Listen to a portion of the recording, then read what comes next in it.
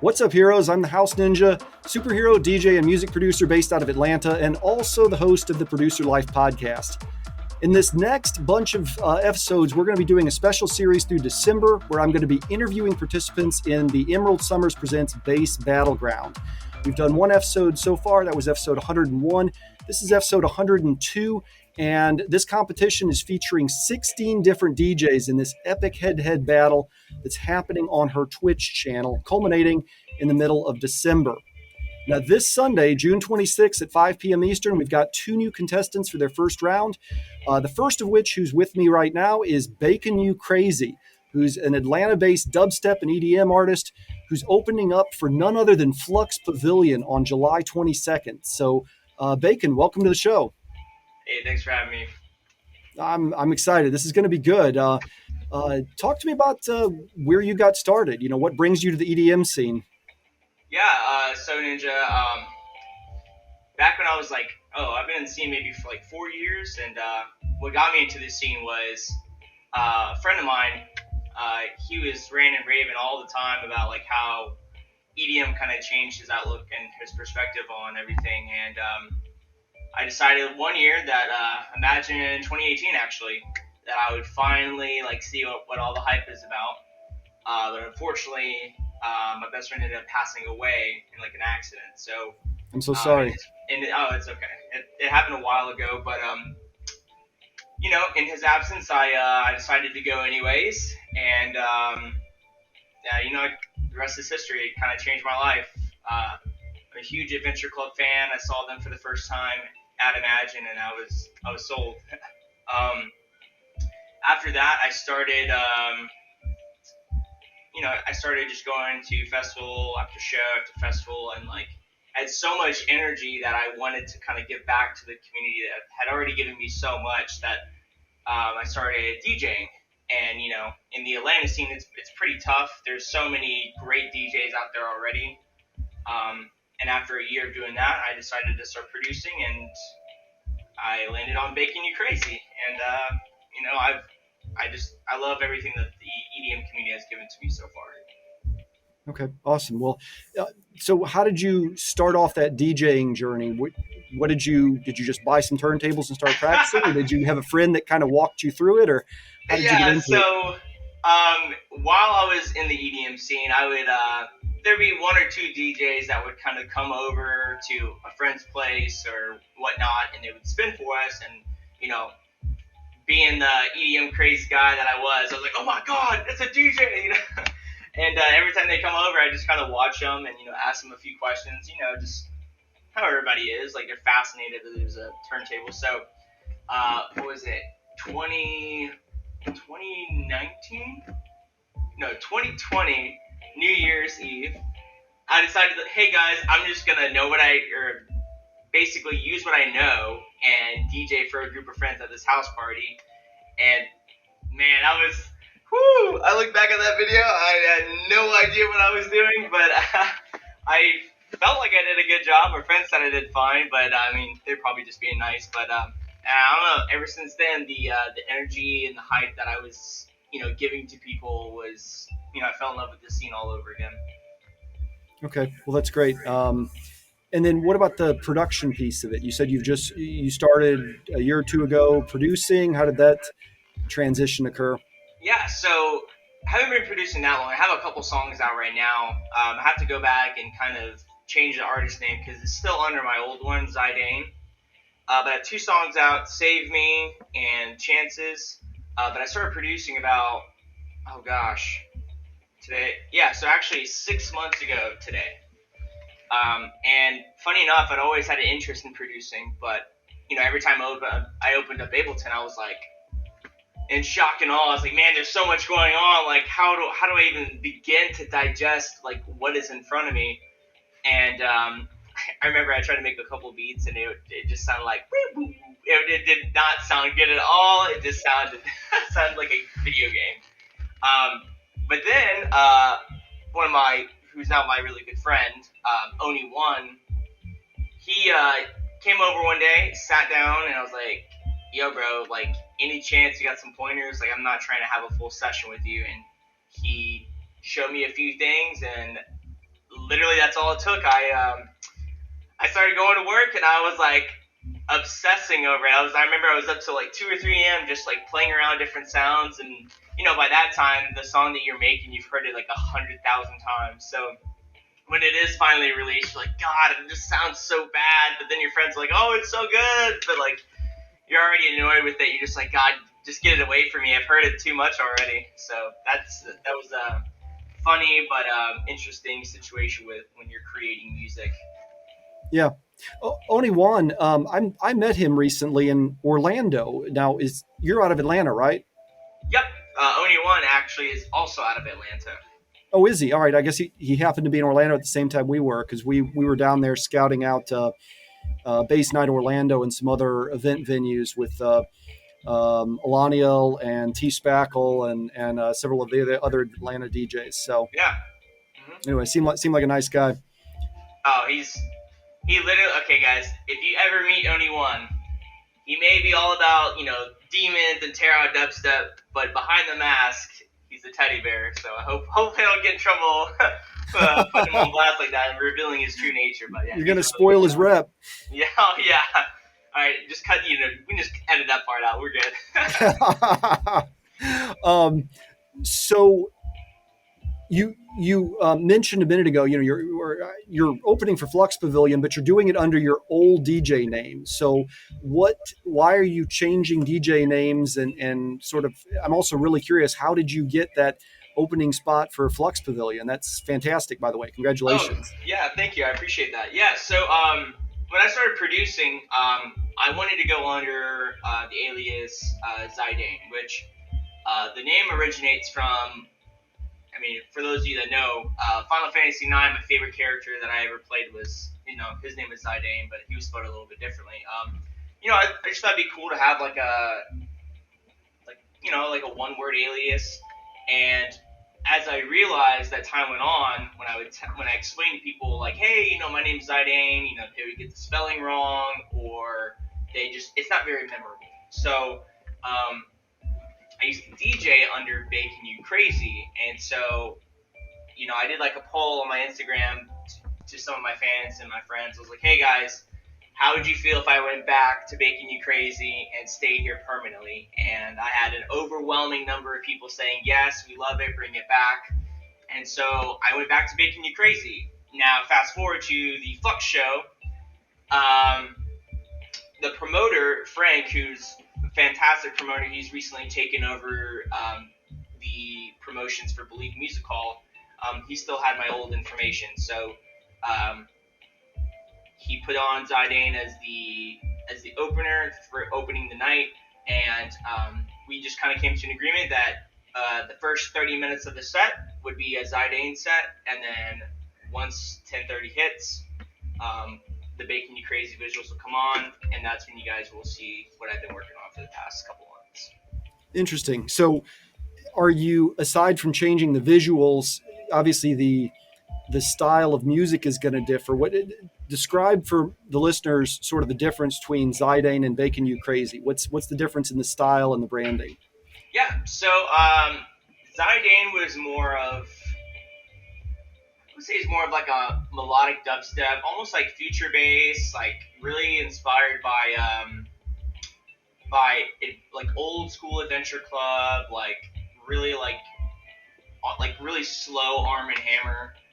And towards the end of that alias, I wanted to get heavier, so I dabbled in tear out dubstep a little bit. But baconUcrazy is going to be more focusing on my roots, like what originally got me into the music, like what made me fall in love with EDM, and that is bringing back the music that like takes your breath away. Like it's not a specific genre. Like I feel like a lot of dubstep artists are like tear out heavy dubstep, like bang bang bang, or like rhythm, and it's just I want to go back to what like when you go to a festival, that feeling when like a bass drops, you're like, oh my god, like it just hits perfectly. Everything just seems like it's as it should be, like everything's just perfect, and that's what baconUcrazy is all about. He's not really going to have a specific genre. Of course, it will be more melodic dubstep, But there's a lot of tear out there, and so to kind of give the yin to the yang, I'm just going to be finding music that really, I'm just going to be finding and making music that's going to just really take the viewers and the listeners' breath away. That's my main focus. So melodic dubstep, a little bit of tear out, not too much, but most likely it's going to cater to melodic dubstep. So people like Wooly and maybe like Cry Watchy, not Kai Watchy, but the Cry Watchy of the EDM world. Maybe even a little bit of Send the Sky. So. Okay. So, and the tear out in contrast is much more aggressive, percussive, rhythmic, sort of peak hour, as opposed to more of the melodic style that you're going for. Right. See, my favorite type of music is that first drop is very melodic. You're like, oh, this is very nice. Like, like you're hugging your best friend, and then like you hear that second drop coming up, and all of a sudden the tone changes, and it's like it's a little bit heavier, and all of a sudden the beat drops, and it's just like this big room dubstep, and you're like jamming out with your friends, like you're happy to be alive, like it's a heavier undertone so that you can throw down with your best friends while also saying like, man, I'm so glad to be here with you, bro. Like, like the I love yous and like, the stuff that, makes us fall in love with EDM. Yeah, the plur. Yeah, exactly. Bringing back a little bit of plur into that rage, which don't get me wrong, guys, I love to rage, but, bring back a little bit of that love in there too. Ragey plur. Yeah. All right. I wanted to ask you, since you're still, I mean, you started DJing, you said 3 years ago, right? Yeah. Mm-hmm. Okay. And you kind of just threw yourself into it. You asked people for advice and that sort of thing. What was, as you were picking people's brains, what was the best advice you got from any of the DJs? Oh man. This one guy that I try to keep in contact with, but he's moved out to California, and you guys may know him. His name's Seven Figure. I remember one time I was upset that a couple of my friends didn't come to my show. I was like super bummed out, and I was like, man, like all my friends said they were gonna come and they didn't show up. And, like I had nobody there, and he gave me some really good advice, and it was like, he's like, you shouldn't rely on your friends to be your fans. He's like, your music should be so good that your friends want to come and see you. You don't want people to feel obligated to come see your set, because then that's not what it's about. So from that point on, I didn't really, friends didn't make it. I wasn't beat up about it, because if my music is so good and my mixers are good and everything else, it'll pull people to me. So, and that's what I want. I don't want people to feel forced to come to my shows. I want people to want to come and see me. And that was probably one of the greatest advices that I was given, and I can also give to other DJs out there that are just starting off. Like, don't be upset if your friends don't come to your set. They're just doing you a favor by saying like, hey, like, I'm so sorry, like something came up. But they're also trying to be nice and say like, hey, like, it's not that good yet, but I believe in you, Yeah, that is great advice. And as you got started off, like every DJ putting in their time, I know you spent some time at smaller venues dealing with a lot of people coming up, and we've all been there asking for Katy Perry, or, do you have this? Do you have that? How did you, I'm curious, handle requests? Because I understand that's been a challenge for you, as it has been for all of us. Oh, yeah. Well, I mean, I think we've all been there where we're like, we got a sick, double drop coming up, and like we're getting ready, and you have white girl Sarah coming up to you, and she's like, oh my god, and she's of course a little drunk. Do you have this song? Like, let me just put it in real quick. And you're like, listen, you just made me miss the drop. I'm so sorry. Like, I don't have it for you. And then you have to explain it to them a few more times, because they're not comprehending what's happening. They think that like you're just on Spotify or SoundCloud, I guess, and they're just like hitting the play button. But oh man, I had this one guy even ask me like, hey man, do you have I forget what the genre was called. It was almost like a reggaeton type of vibe. And by the way, disclaimer, I have playlists now for each and every occasion. So if you want some Katy Perry, I unfortunately have some Katy Perry somewhere.